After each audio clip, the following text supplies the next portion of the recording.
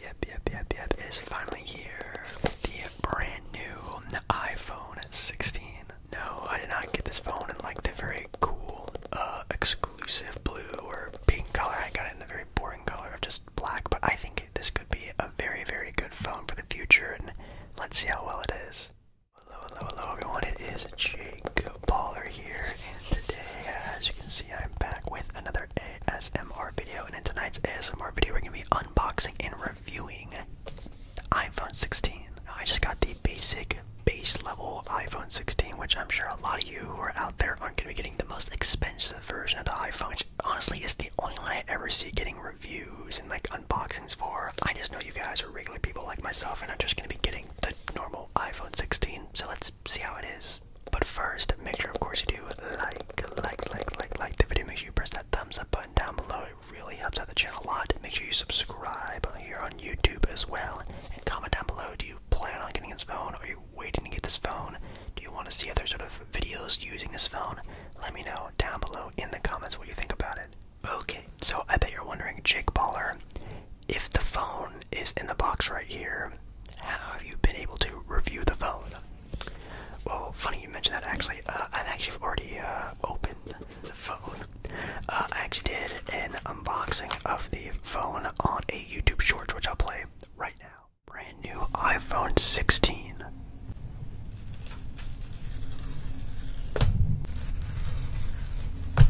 These unboxings for iPhones are definitely not what they used to be, but are they still super duper satisfying? Absolutely yes. This is just the original iPhone 16 in the darkest color of black you can possibly get for it. I actually like the design of it a lot. You just lift up the tab to sort of see what's going on underneath, which is just the, well, not really brand new, but the USB-C phone charger. This little screen protector actually tells you what these buttons are for. You have the action button up here that you can use to silence the phone, or many other different options. Oh, there we go, turning on. The phone comes with about an 80% battery. The phone feels actually really smooth, very light as well for how big it is. So as you can see, the iPhone unboxings aren't really anything for show anymore. They basically just give you a new charger, which, yes, the charger is the USB-C to C charger, which is actually something I didn't know, that it is only USB to C to C. There's no USB-A, which is what you usually use to plug into the cubes. It's a C to C charger, so you basically have to buy an entire new port. I just bought a new cord that attached USB-C to USB-A. If that makes any sense. If that's a bad decision, let me know down in the comments. But nowadays, that's all that's in the unboxing, so the unboxings are not really that special anymore. But yes, it does mean I've been using this phone pretty regularly. This is what it looks like. I've already shown you guys a little bit more of a detailed look about it, but I'll also be doing like a more in-depth look, kind of like a what's on my iPhone style of video. I will be doing an updated what's on my iPhone actual video here within maybe the next week or two, so if you want to know sort of things I start to do, play, download, use this phone for, again, make sure you guys subscribe so you can keep up with what I use this phone for. So far, my first initial sort of reaction to the phone is obviously it is pretty big. I'm not very used to like bigger phones. My old phone, the phone I'm using right now to record this video on, is an iPhone 13 mini, so I thought that would be a good idea, and I actually really enjoyed the 13 mini, the mini version of the phone. It was fine, easier to use. My hand wasn't really roaming around too much to sort of click a button or anything like that, so I actually really enjoyed it. But with this phone, obviously a lot bigger, and it is pretty slick. Like, I could definitely see myself misplacing my hand on this phone and dropping it, which is why I'm actually getting a case here within the next couple days. I got one off Amazon. I'll show you guys whenever it comes in. So it is pretty sleek to the design. Even the back of the phone, like, it's not really like the tempered glass or anything like that. It's more just like the matte finish that is pretty slippery, which is kind of scary, but I think it'll be okay. Also, you can probably notice the camera on the back is in the vertical form, not the sideways form that it used to be. Now apparently this is just a better sort of camera than doing it the other way that I had it, like the sort of like not side to side, but the sideways version. This is also supposed to be used for their iPhone headset, not iPhone, their Apple headset thingy. Apparently this is supposed to be used for that as well, like side-to-side camera like how it is vertical like now. I don't know. I haven't seen any sort of difference in sort of like quality due to that, but maybe it is, and I don't know. But as for the camera quality itself, there's definitely it's not like a crazy difference or anything like that. And another thing, I know you guys are thinking, Jake Baller, why aren't you using that phone, this phone right here, to film this video on? Well, to obviously film, I'm filming on a Blue Yeti microphone, and to attach my Blue Yeti microphone to the Apple iPhone, you need an adapter.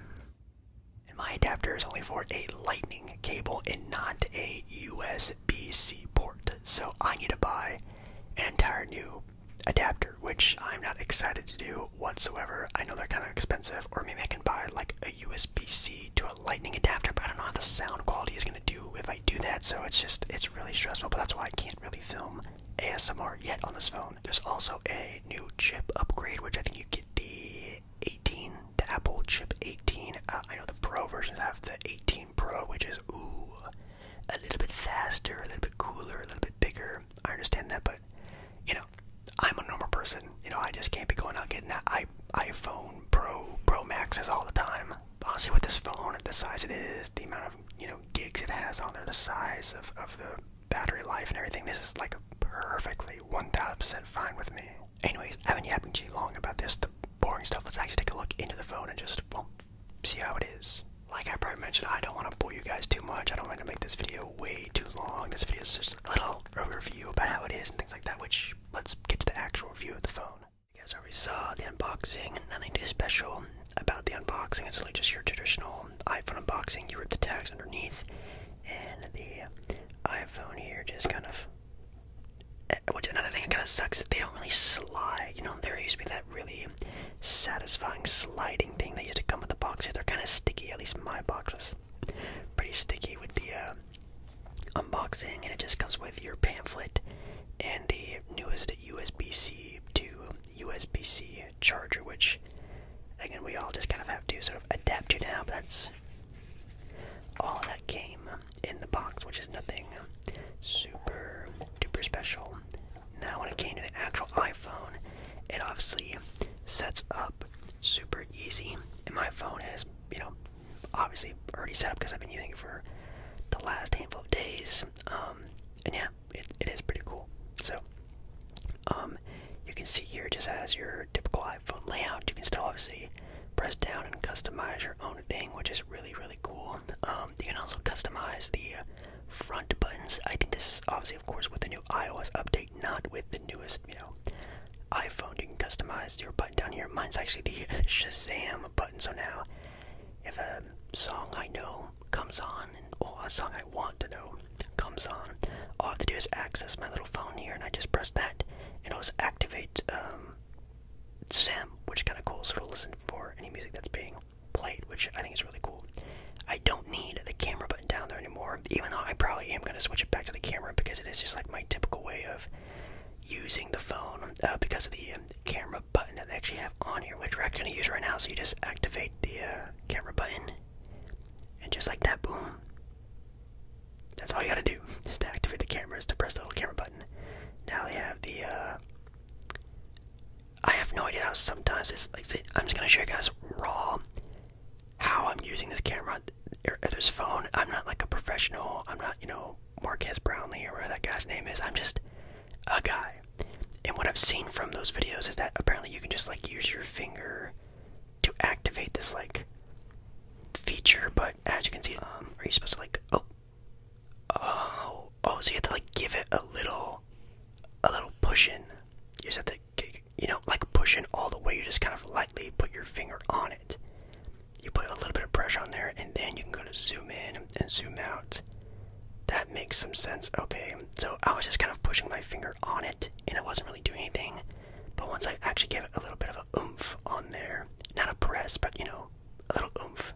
See, like I'm sliding it right here. Doesn't do anything. You gotta do a little pressure, which makes some sense, which I guess is kind of cool if you're actually filming, but you can also just do that, which I'm just so used to doing, or you can even do this, which is also super nice. But the camera quality is insane. I love it a lot. They also had like the true live tones, which you can actually activate on the camera feature, which is kind of cool. So you can actually, in live sort of format, take a look at some filters and things you want to adjust.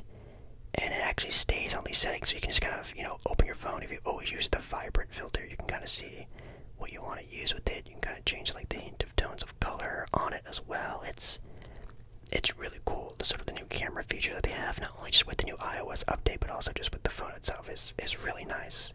You also have the action button, which for some of you who don't have the newer iPhones, you guys don't actually have the action button. But the action button is, well, the way you silence and unsilence your phone for some people. Now for other people, it will be used for other things. Like you can actually put your Shazam on this one. You can make this a flashlight button. You can make this basically a button to open any app you want on your phone. Do a bunch of different sort of new things.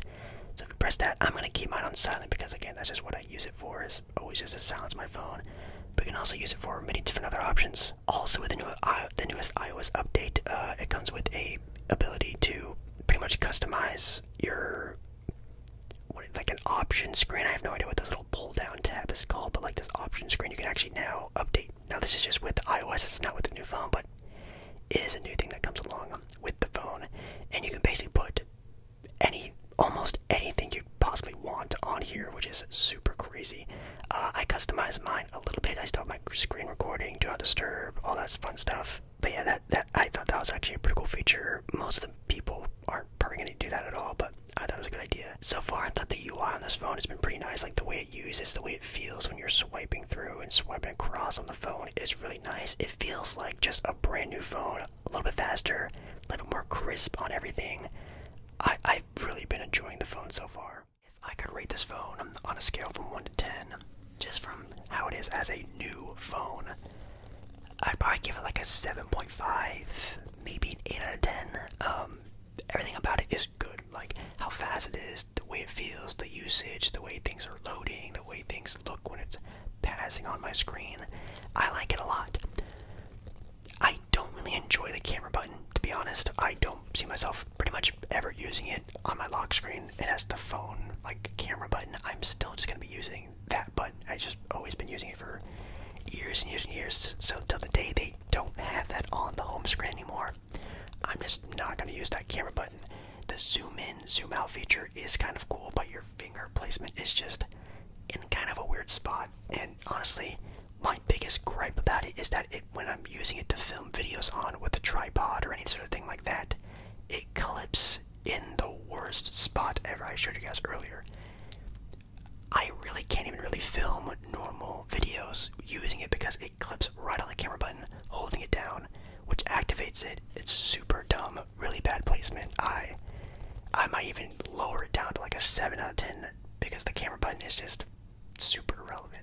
Now the action button is great. The feel of the phone is amazing. Again, it feels like a great new phone. It's just that it's just kind of just out of the way. Also, the photo UI is just super weird, super confusing. Like when you want to watch a video, it like zooms out of the video and doesn't really let you like scroll and stuff like that. I just don't like how it looks too much. So that's also kind of annoying. But that's more like an in-depth thing, like a iPhone, what is it, iOS 18 maybe software update, which I'm also just not a huge fan of already, but altogether, it's a good phone. It's a good upgrade. I had a 13, upgrading to a 16. That was a good jump. If you maybe have like a 15, maybe even a 14 Pro, I would pump the brakes on this one. Maybe wait for next year if there's a huge jump, and also waiting for Apple Intelligence is kind of a weird thing. It's probably not going to be that great when it first comes out. Obviously, nothing really is when it first comes out when it comes to technology. So I just say, probably just save your money. Wait for maybe the next year one if you do have a 14 or 15. If you have anything below that, I say an upgrade. It's definitely worth it. So yeah, guys, that's going to be it for me. Hopefully this video was a little bit short, a little bit sweet. Sorry, my neighbors are kind of loud upstairs. I'm filming this obviously during the daytime because I've, wanting to get this video out to you guys as soon as I possibly can. But thank you guys so much for watching tonight's video. If you guys do want to help out the channel at all, make sure you guys again subscribe to the channel, or maybe I will definitely be posting some videos using this phone. Just I guess my review about it, maybe doing some gaming on the phone. I think it'd be a lot of fun. So make sure you guys press the thumbs up button. That also just helps push this channel, push watched this video, all that good fun YouTube mumbo jumbo, and comment down below. Do you like the phone? Are you getting the Pro version? Are you gonna wait? Are you gonna get it now? How do you like it? What do you think about it? Rate it on a scale from 1 to 10. Anything you want me to know about that, I guess let it be known down in the comments. And I love you. Love you, love you, love you guys. And I'll see you again